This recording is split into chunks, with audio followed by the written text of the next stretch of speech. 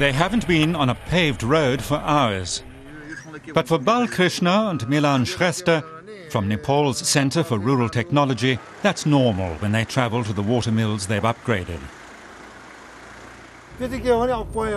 I'm glad we can drive most of the way today.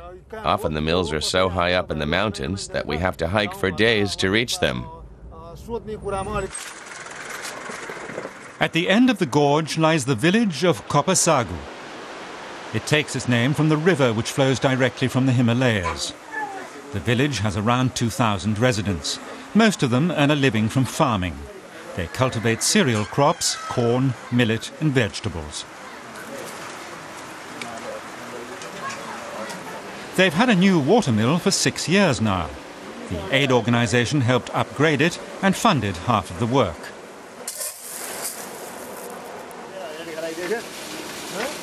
The owner, Dan Badur, shows off the multifunctional mill. He's proud that he took the risk back then and took on debts to improve it. I was so frightened of going into debt that I often couldn't sleep.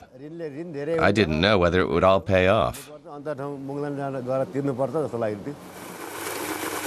The old mill could only grind wheat and corn. With the aid of extra attachments, Dan Badur can now hull rice and even press oil.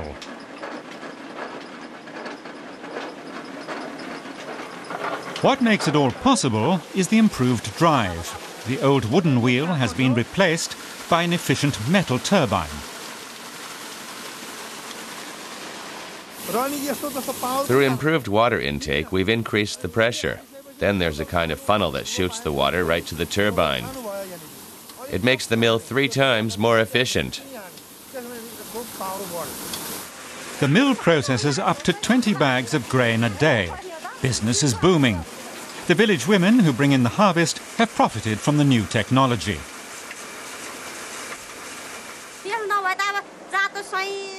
The new mill has changed our lives. Because it can do so much, we don't have to do everything by hand anymore. So we have more time for our children. For 2 years, the mill has even been producing electricity. Or that's what it's supposed to be doing. But the generator is acting up. So Dan Badur is glad the experts have come to the village today.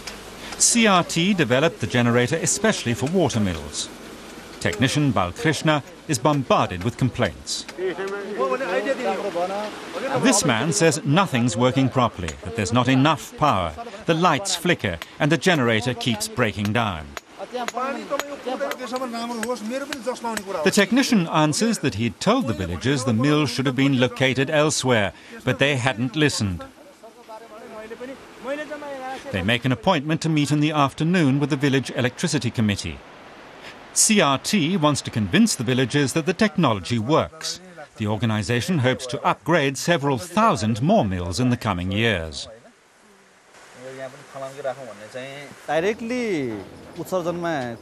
The project contributes to reducing CO2 emissions, first by clean electricity generation by water power.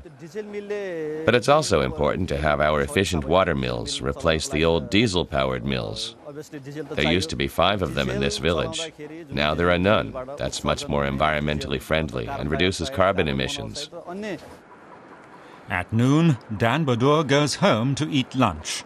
It's an hour's walk, and he's carrying 20 kilos on his back, payment in kind from his customers.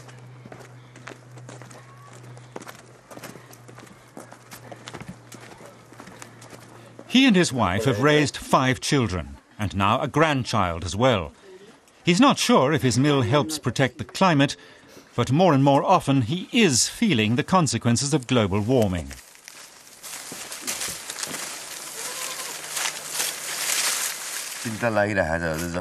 We're worried. Our crops aren't growing well because the weather's been going haywire. We should be planting millet right now, but there's no rain. And later we'll suddenly have so much water that everything will be washed away.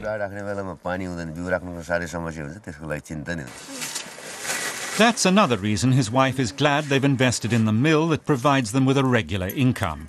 She says electricity makes life easier. They have a mobile phone now. and the children can study in the evening. But more importantly, she doesn't have to worry that they won't have enough for breakfast.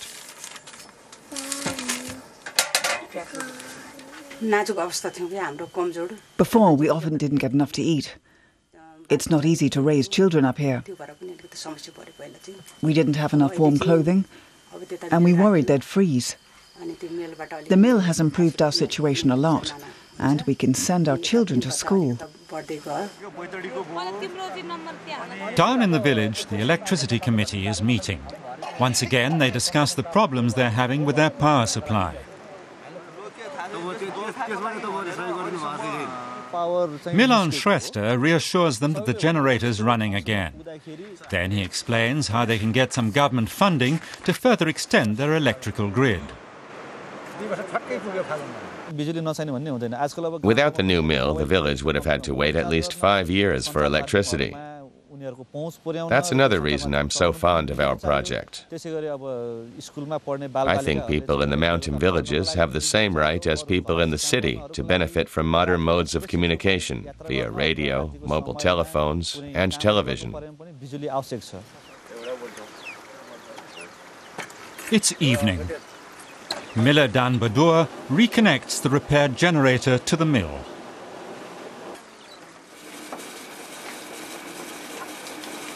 And in 52 houses in the village, the lights go on.